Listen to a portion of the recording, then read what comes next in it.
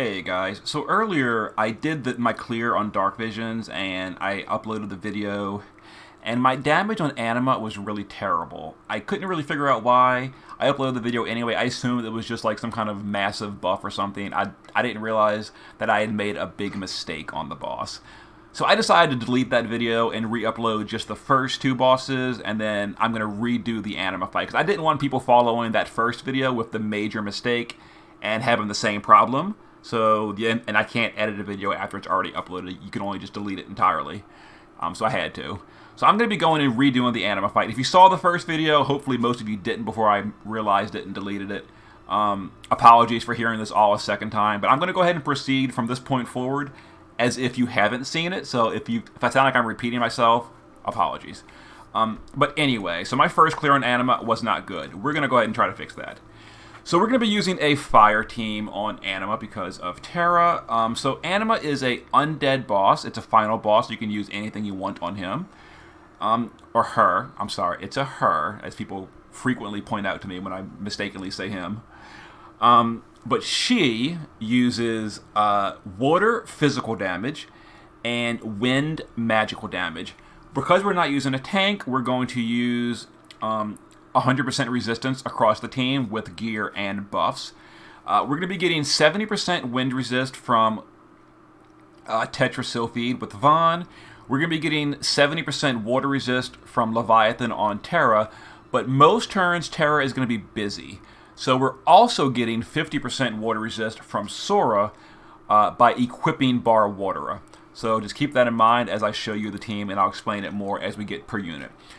Sora is going to be an LB chainer on the kill turn. Other than that, his base form is not really doing a whole lot, but he is wearing the 50% water resist buff that he can cast on the team because he can wear green magic. So there he is. And other than that, he's just got 50 to water and 30 or better to wind. Shift form is going to be the chainer, like I mentioned, and here is his gear. He's going to shift the turn before and then chain on the kill turn. He's got the water and wind needed, and he's got 225 Reaper and 260 LB damage.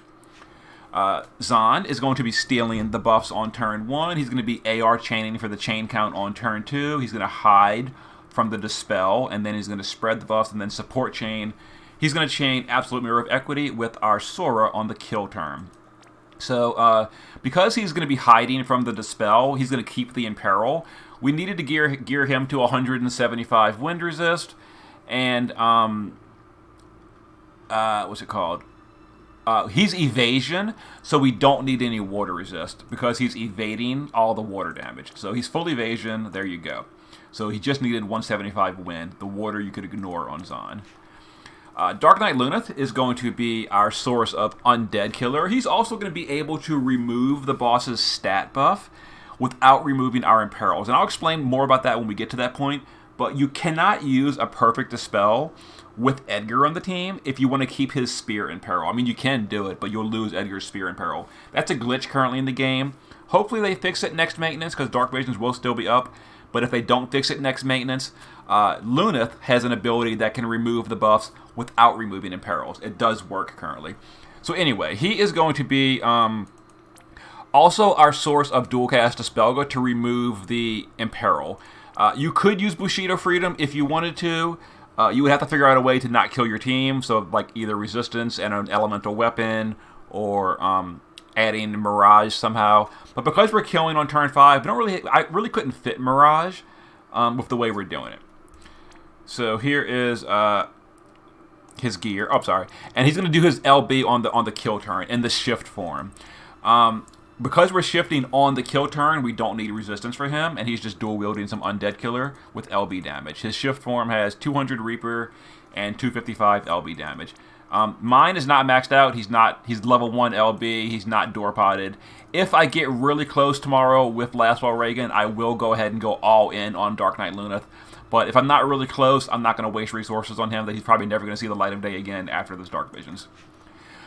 Secret Freedom Vaughn is going to be our evasion provoke tank. He's got full provoke, full evasion. He's not going to DPS. That was the problem, and I'll point it out when we get there, but he is not going to be a DPS, so ignore all the DPS gear on him. It's not going to be used. He's evasion as well, so he does not need water resist, but he does need 30 or better wind resist, and he's on Tetrasilpede for the wind resist buff.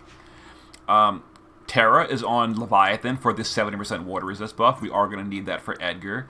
Base form is using Craftsman's Secret Book. This is for the fire imbue. We're going to steal that with Zahn on turn 1. Other than that, she's got 12 auto limit per turn. We're going to need that to fill her LB by turn 3. She's got Call of the Wild to help with that as well. And then Shift Form has the classic Evo setup. It's just Evo, LB damage, and she's got the water and wind needed. Leviathan gives the wind. Make sure your Leviathan has the 5% wind resist node learned. Otherwise, it won't give you the full wind resist for free like Terra currently has. And she's got 270 Evo, 300 Evo, and 205 LB damage. And then finally, Edgar in the base form is using a Fire Amplify weapon. If you don't have this, Neovision's Rain STMAR also works. He's got 50 wind, 50 water, 30 wind in the base form, and we don't need LB gear on him because he's going to use a cooldown that I forgot about. And the shift form, only has 30 water resist. We're only going to be in the shift form for 1 turn, and on that turn, we're going to use Terra to give him a 70% water resist buff. So he's the only one that is okay to be only 30 water resist with this team. He's got Undead Killer and some spears for the spear synergy, and he's got 225 Reaper and 650 spear damage or jump damage. All right, hopefully I don't make a mistake and we don't have to do the intro again, but let's go.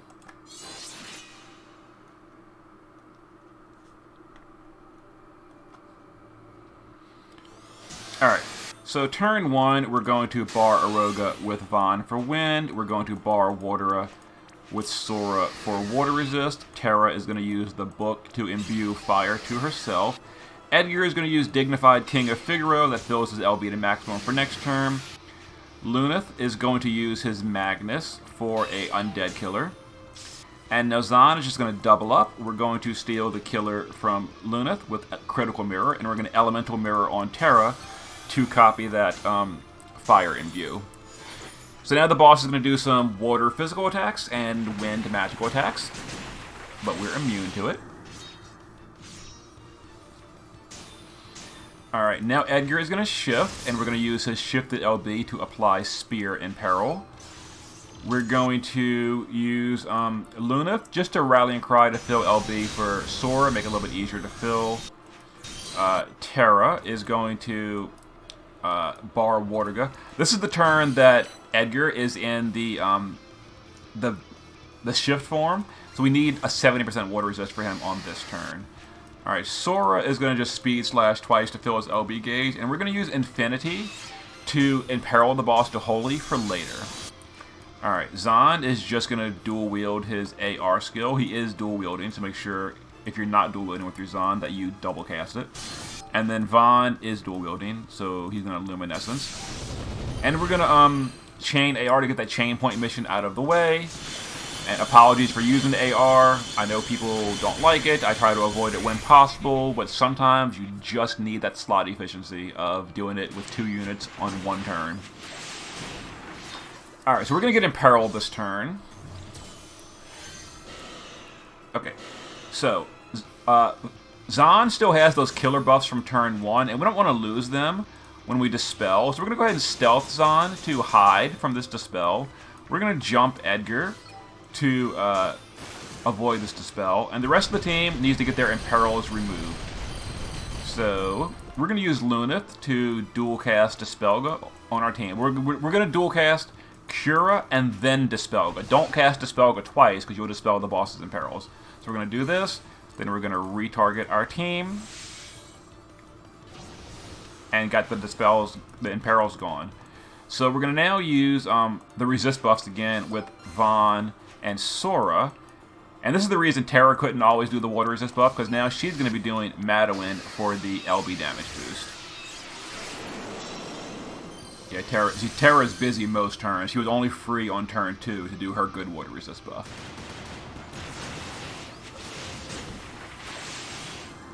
Okay, so now we're going to get set up for the final kill. So here's the boss's stat buff I mentioned. You see the boss's stat buffs? If you use Perfect Dispel, because of the bug, it would also remove your Spear in Peril, and we don't want that. If you just dispel the boss, period, it would remove all these debuffs, and we don't want that. But we're going to use Luneth. Luneth is going to do his special skill, Forbidden Darkblade. This removes only stat buffs, but it leaves everything else, which is good. So we're going to Forbidden Darkblade, and then we're going to do his Magnus again for the LB damage boost. So you'll see that removed the stat buffs off of Anima, but it left the Spear Imperil and the Elemental Imperils intact. So Terra is going to shift and get herself ready. For next turn, we're going to kill. Sora is going to shift and get himself ready. He's going to use Radiant, Ultimate, and Stun Impact. So we're going to Radiant Brands. We're doing so good without that glitch today. Radiant Brands, Ultimate Finish, and Stun Impact. That's going to be the attack buff we've never stolen yet. Okay, so Zahn is going to, in this order, do Reflector. It's very important to do it in this order. We're going to critical the attack buff from Sora. We're then going to spread all of his buffs. Then we're going to Elemental Mirror on Sora last.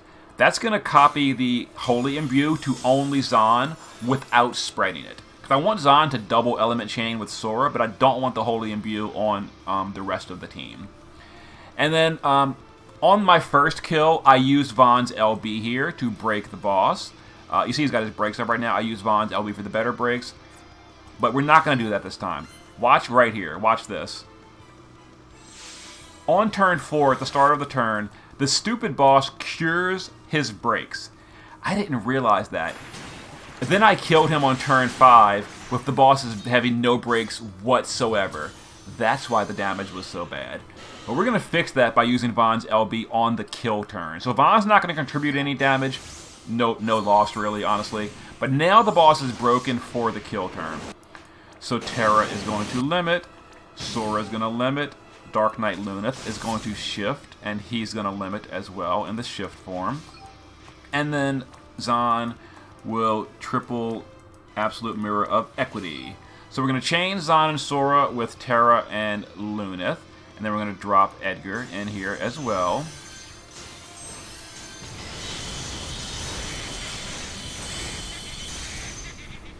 Okay. Now the damage should have been better than 700 this time, hopefully. That is so much better. So much better. That is more than double damage. Apparently having breaks in the boss makes a difference. It kind of does. Okay, so as I mentioned, we will be going back to this boss tomorrow with Lastwell and Reagan when I get his EX1 from the login rewards. And my score should hopefully go up even more tomorrow. And during the day today, when I'm relaxing at lunchtime or whatever, I will be thinking of ways to improve this team even better. If there's some possible way I could fit Infernal Fire Rain onto this team for his Ifrit field, that would be a big damage boost. I don't know if I can realistically fit Ifrit Rain or Infernal Fire Rain on this team. I'm going to think about it. If I can figure out a way to squeeze him onto this team somehow, maybe dropping Vaughn, I don't know. I'll think about it. I'll play with it. But tomorrow, we're going to come back for a better clear. We're probably still not going to damage cap. I'm missing just way too many killer material. You notice how my entire team was at like 200, 225 killers. No one at all had 300 killers to undead. I just don't own the undead killers. So I'm probably not going to be able to cap, unfortunately. But I will do better tomorrow. So apologies for the first clear if you were one of the few people that saw it, where I uploaded a clear with no breaks. Big facepalm. I fixed the problem. We're doing way better now. Yeah, so see you tomorrow for a new clear. And then I'll be doing the budget clears on these 3 bosses at some point this week. Probably on Wednesday. Anyway, see you guys later.